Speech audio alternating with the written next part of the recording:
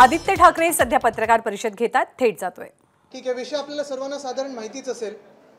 काल रात्री अचानक मला वाटतं 10:30-11च्या आसपास एक मुंबई विद्यापीठाचं पत्रक निघालं आणि त्या विद्यापीठाच्या पत्रकामध्ये शेवटची ओळ अशी आहे की जे सेनेटची निवडणूक आहे दिनांक 17 ऑगस्ट 2023 रोजी बैठकीत घेतलेल्या निर्णयानुसार पुढील आदेशापर्यंत स्थगित करण्यात येत आहे।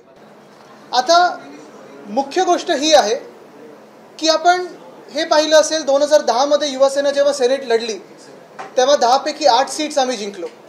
2017 मध्ये जेव्हा आम्ही निवडणूक लढलो तेव्हा 10 पैकी 10 सीट्स लढलो आणि 10 पैकी 10 सीट्स जिंकलो देखील।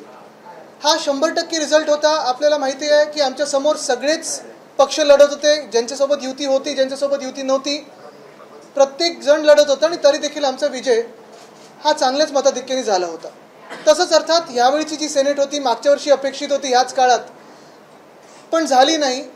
यावर्षी सगळं प्रक्रिया सुरू झाली, वोटर रजिस्ट्रेशन सुरू झालं, निवडणूक पूर्ण कार्यक्रम जाहीर झाला आणि साधारणपणे मी असं बघितलं देशामध्ये की एकदा निवडणूक कार्यक्रम झाल्यानंतर, आणि मी मागच्याच आठवड्यात TN सेशन साहेबांचं देखील पुस्तक वाचत होतो, कुठच्या परिस्थितीत त्यांनी निवडणुका त्या दशकांमध्ये घेतलेल्या आहेत।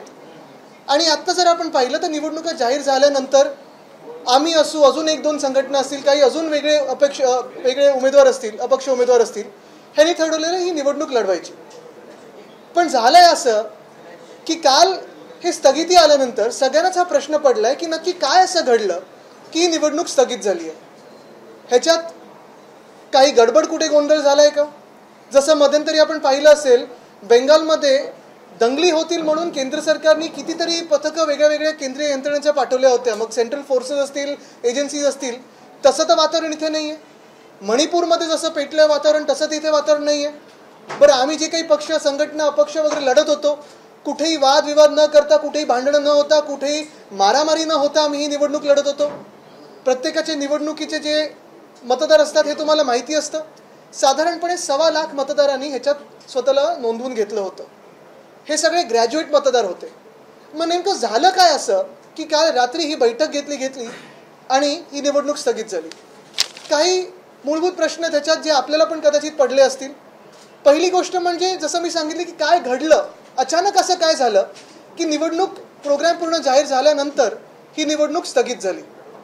दुसरी गोष्ट म्हणजे ह्या ज्या पत्रकात लिहिलेलं आहे की बैठकीनुसार ही बैठक कुठे झाली, किती वाजता झाली, कोणाच्या घरी झाली, कोण कोण होतं त्या बैठकीमध्ये, बैठकीचे काही मिनिट्स आहेत का, हे कोणालाच माहिती नाही आहे। ह्याच्यात काहीतरी एक शासन आदेश असा उल्लेख आहे त्याचा, शासनपत्र, पण ह्या पत्रामध्ये देखील, शासनपत्रामध्ये देखील हे कुठचं पत्र आहे कोणालाच माहिती नाही। काल रात्रीपासून जर आपण पाहिलं तर vice chancellor, pro vice chancellor असतील, सगळे जे अधिकारी असतील ते फोन बंद करून बसलेले आहेत। मग पुढे हा प्रश्न पडतो की जर ही निवडणूक आज स्थगित झाली असेल तर ही कधी होणार निवडणूक? जर कार्यक्रम एकदा निवडणुकीचा जाहीर झाल्यानंतर देशात कुठचीही निवडणूक रद्द होत नसेल तर मुंबई युनिव्हर्सिटीची निवडणूक हे घेऊ शकत नाहीत निवडणूक अधिकारी।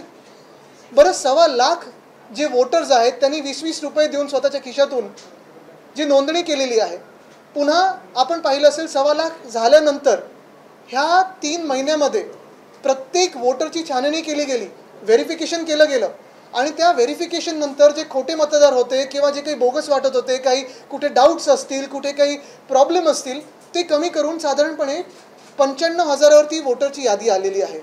म्हणजे ही सगळी प्रक्रिया पूर्ण झालेली आहे। 10 तारखेला निवडणूक होणार होती, आमच्या 10 उमेदवारांनी फॉर्म भरलेले आहेत, मला वाटतं इतर काही लोकांनी फॉर्म भरले असतील। मग हे सगळं झाल्यानंतर नक्की असं काय घडलं की ही भूमिका घ्यायला लागली? माझं तर मत स्पष्ट आहे। ह्याच्यात 2 गोष्टी असू शकतात। एक म्हणजे आपल्याला माहिती आहे जे आपल्या राज्याचे घटनाबाह्य मुख्यमंत्री आहेत ते 1 नंबरचे डरपोक आहेत। डरपोक होते, घाबरत होते म्हणून त्यांनी भाजपमध्ये उडी मारली, नाही तर त्यांच्यावर केंद्रीय यंत्रणांनी त्यांना अटक केली असती, ईडीची कारवाई त्यांच्यावर झाली असती। सगळं जे काही त्यांचं पकडलं होतं ते झाकायला त्यांनी तिथे उडी मारली, मग कुठे सुरतला गेले, गुवाहाटीला गेले, गोव्यात गेले, जे काही झालं ते झालं। पण त्यांचा कुठे दबाव होता का? ते घाबरले का? कारण ते निवडणुकीला घाबरतात। बघा, पुणे लोकसभाचं देखील निवडणूक अजून होऊ शकत नाहीये, स्थानिक स्वराज्य संस्थांच्या निवडणुका अजून होऊ शकत नाहीयेत। आणि मग सगळं झाल्यानंतर आम्हाला वाटलं मुंबई विद्यापीठाच्या तरी होतील, त्यासमोरही पण ते जायला घाबरत असतील तर नक्की आपण समजायचं तरी काय? मग एवढं सगळं फोडाफोड करून म्हणजे 2 पक्ष फोडले, एक परिवार फोडला, महाशक्ती स्थापन केली, एक मुख्यमंत्री, 2 एकदम भारदस्त उपमुख्यमंत्री किती, आता काय त्यांचे आकडे कोणालाच माहिती नाहीत किती कोणासोबत आहेत, पण हे सगळं होऊन महाशक्ती त्यांच्यासोबत असून जर मुंबई विद्यापीठाची निवडणूक मिंदे आणि भाजप सरकारनं घेऊ शकत नसतील, डरपोक असतील, घाबरत असतील, तर मग काय उपयोग आहे. दुसरी बाजू ही पण असू शकते की ही सुरुवात आहे नेमणुकांवरनं राज्य चालवायचा, नेमणुकांवरनं देश चालवायचा. कदाचित पुढच्या लोकसभेमध्ये देखील असंही होईल की लोकसभा निवडणुकीचा कार्यक्रम जाहीर होईल आणि मग स्थगित येईल की नाही आता आम्हीच चालवू सगळं, निवडणुकींची गरज नाही. कारण पाहताय आपण वेगळ्या वेगळ्या राज्यांमध्ये राज्यपाल हस्तक्षेप करतच आहेत, विरोधी पक्ष म्हणजे जे आम्ही देशभक्त पक्ष आहोत त्यांच्या राज्यांमध्ये. पण अजून एक पाहायला मिळते की जर स्थानिक स्वराज्य संस्थेमध्ये प्रशासक चालवत असतील, घोटाळे करत असतील, मुंबई विद्यापीठामध्ये आपण पाहिलं असेल आत्ताच्या घडीला 11 जे गव्हर्नर्स नॉमिनी असतात ते नोंदवून घेतलेले आहेत, ते रजिस्टर झालेले आहेत, त्यांना नॉमिनेट केलेलं आहे. मला वाटतं टीचर्स कॉन्स्टिट्युएन्सी असते, प्रिन्सिपल कॉन्स्टिट्युएन्सी असते, ह्याच्या निवडणुका झाल्यात. मग नक्की पदवीधरांची काय चूक आहे, सुशिक्षित मतदारांची काय चूक आहे की त्यांचा आवाज हा त्या सेनेटमध्ये जाऊ शकत नाही. बरं, सेनेट काय तुमचं सरकार पाडणार नाही आहे, पाडणार ते आम्हीच आहोत, पण सेनेट जे सरकार तुमचं पाडणार नाही आहे त्यांना एवढं घाबरता कशाला तुम्ही. 10 सुशिक्षित ग्रॅज्युएट उमेदवार जे इतर ग्रॅज्युएट्स मतदान करून देतात तुम्हाला, ते तुम्ही निवडून देऊ शकत नाही, तुम्ही ती निवडणूक स्थगित करता. कदाचित मागच्या वर्षी जे वातावरण होतं आपण पाहिलं असेल, 6 निवडणुकींमधून असंच पदवीधरांचं वगैरे ज्या निवडणुका होत्या MLCसाठी 12 MLCs पाहिजेत ह्याच्या मागे लागलेले आहेत, पण पदवीधर जी होती शिक्षक मतदारसंघाची होती तिथे सगळीकडे भाजपचा आणि मेंदे गटाचा हा पराभव झालेला आहे. ह्याची भीती कदाचित त्यांच्या मनामध्ये बसली असेल, पण हे लोकशाही संपवण्याचं काम आपण पाहता आपल्या डोळे देखत होतं. ह्याच्यावर काही आपल्याला विचार असेल तर विचारू शकतो.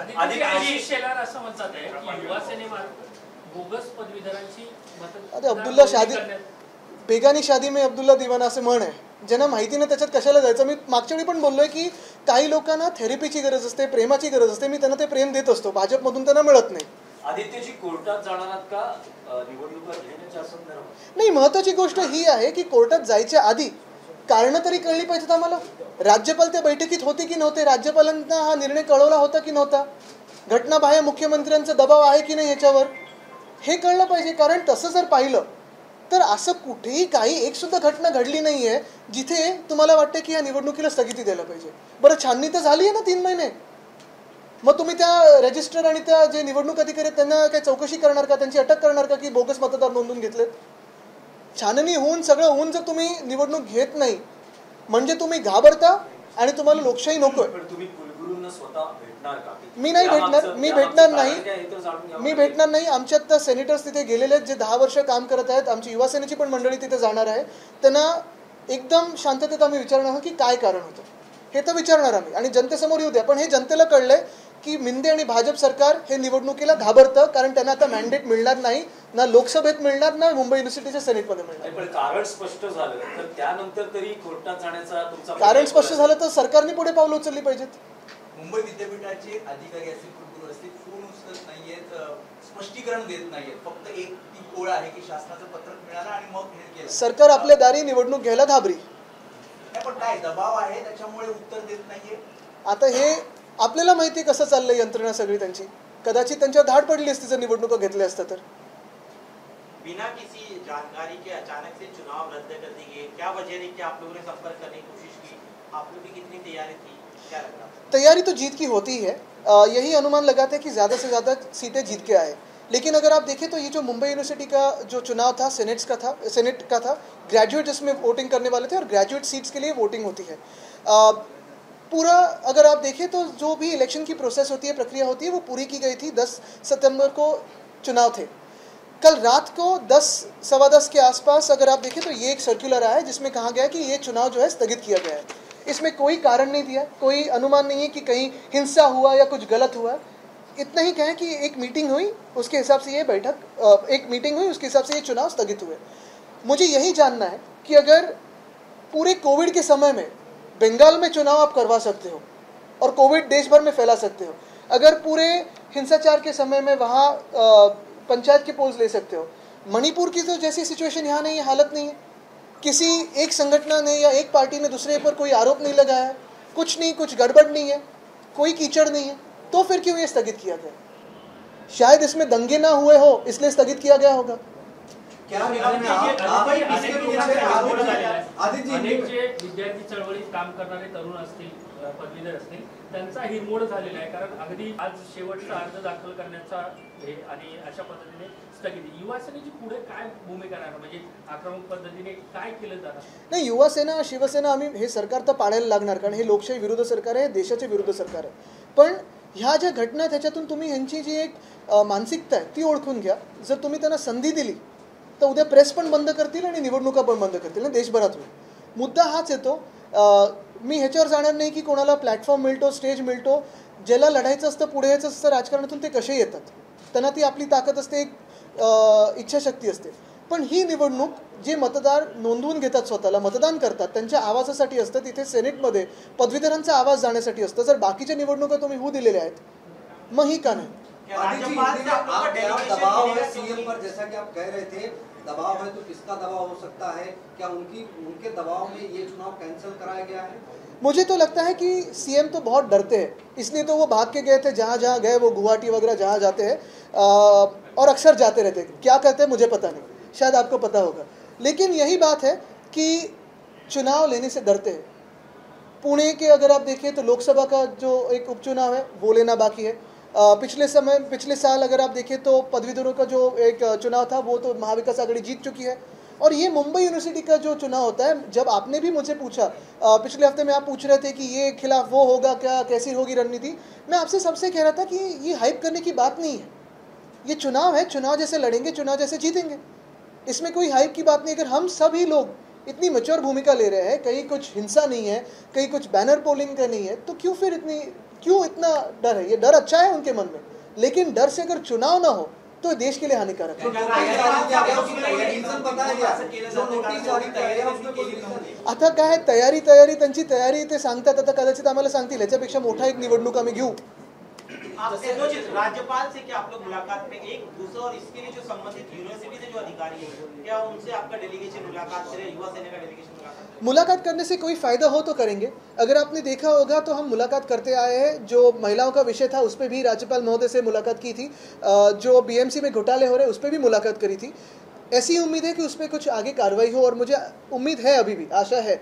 इस विषय पे हमारे डेलीगेशन अभी जाने वाले यूनिवर्सिटी में. ऑफकोर्स जो सारे फॉर्म सबमिट होने थे वो तो हुए हैं, लेकिन उसके आगे जाके ये तो पता होना चाहिए कि इसका कारण क्या है, मूलभूत कारण क्या है, ये भूमिका क्यों ली गई, और अचानक से ये जो चुनाव था वो क्यों स्थगित किया गया. आपने कहा मुख्यमंत्री डरपोक है, इसी आगे कि उनके विधायक कह रहे कि सीएम अपने दम पर मुख्यमंत्री बने नहीं है, ब्लैकमेल करके विधायक मंत्री बने, उस पर आपका क्या कहना है? अभी वो विधायक कहाँ बात करते हैं, किससे बात करते हैं, ये तो आपको पता है. बात तो सही है कि मुख्यमंत्री डरपोक है, और मैं दोहराऊंगा, हर जगह दोहराऊंगा, क्योंकि अगर डरपोक ना होते तो हमसे वो गद्दारी ना करते, क्योंकि उनको पता था कि अगर वो भाजपा में ना जाते, वॉशिंग मशीन में ना जाते, तो जेल में जाते. लेकिन यही बात है कि जो भी उनकी राजकीय भूमिका हो, जितना भी उनको कुछ भी करना हो वो करें, लेकिन ये चुनाव जो सबसे छोटा चुनाव होता है, अगर ये भी लेने की तैयारी नहीं है तो फिर क्या हिम्मत दिखा रहे हैं? सीएम को ब्लैकमेल किया जा रहा है, एक बहुत बड़ा आरोप है उनके विधायक लगा रही है. इसी किस तरह से आप देखते हैं मंत्री बनने के लिए विधायक? अभी मैंने तो कहा है, परसों भी कहा था कि ये एक्सपेंशन होने वाला नहीं है और ये सरकार गिरेगी, तो बात तय है. केंद्र सरकारच्या 7 प्रकल्पांमध्ये घोटाळा झाला आहे, त्यावरती कॅबिनेटचा ठप्पा ठेवला, त्याची लवकरच चौकशी होणार आहे. काय आपली त्याच्यावर नक्कीच आम्ही सगळे बोलू. पण मला वाटतं आजचा विषय हा आहे, कारण मी कुठेही दुसरं काही बोललो तर ते दुसरीकडे जाईल. महत्त्वाचा विषय हा आहे आणि तुम्ही हा विषय लक्षात घ्या. मी परत एकच सांगेन की जर ह्या निवडणुका अशा स्थगित व्हायला लागल्या तर 24ला लोकसभा पण स्थगित होईल. कारण हे ना, लोकसभा असेल, विधानसभा असेल, स्थानिक स्वराज्य संस्था असेल किंवा मुंबई विद्यापीठाचं असेल, जिथे ह्या पक्षांनी मॅन्डेट आता मिळणार नाही हे त्यांना कळलेलं आहे, तिथे आहे ना निवडणुका घ्यायचं नाही, नेमणुका करून त्यांना जिंकायचं.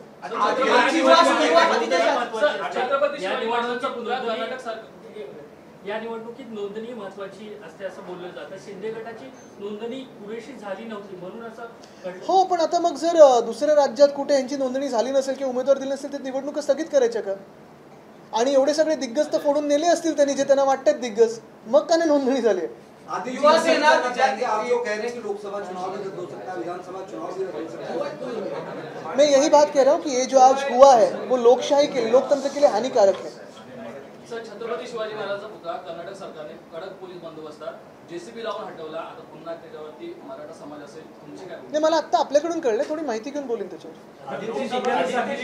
एक असं अंदाज वर्तवला जातो आहे की आता महाराष्ट्र असेल किंवा कुठे देशात पहिल्या लोकसभेच्या निवडणुका होतील आणि त्यानंतरच सगळ्या निवडणुका होतील. बरोबर आहे, पण ते किती योग्य आहे? म्हणजे जर तुम्ही इन प्रिन्सिपल बघितलं, देशात अनेक सरकारं बनलेली आहेत, बहुमताची सरकारं बनलेली आहेत. अगदी अशी पण सरकारं बनली जिथे आपल्याला वाटलं की यांना कोणी टक्कर देऊ शकत नाही, आणि तरी देखील ते निवडणुकीला सामोरे गेलेले आहेत. हार जीत ही होत असते ना. तुम्ही कितीही मोठे असाल, कितीही ताकद तुमची असेल, आणि हा तर देशातला जगातला सर्वात मोठा पक्ष आहे, त्याला अजून 2 पक्ष तरी फोडलेत आणि घेतलेले आहेत. आणि जर 200 आमदार घेऊ असं सांगितलं होतं त्यांनी, कुठे गेले? फोडाफोडी करा तुम्ही, पैसे वापरा, पैसे उधळपट्टी तुमची चालू आहे 50 खोक्यांची. पण जर तुम्ही हे सगळं खर्च करून एक साधी निवडणूक नाही घेऊ शकलात तर तुमच्यात काय दम आहे हे आज जनतेला कळलेलं आहे. धन्यवाद. तर शासन आपल्या दारी आणि निवडणूक घ्यायला घाबरी या शब्दामध्ये आदित्य ठाकरेंनी टीका केलेली आहे.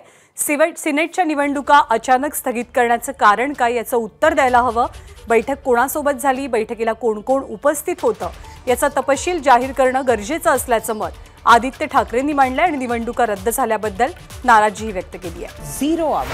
0 आवर सोमवार ते शुक्रवार रोज संध्याकाळी 7:56 ABP माझा, उघडा डोळे बघा नीट.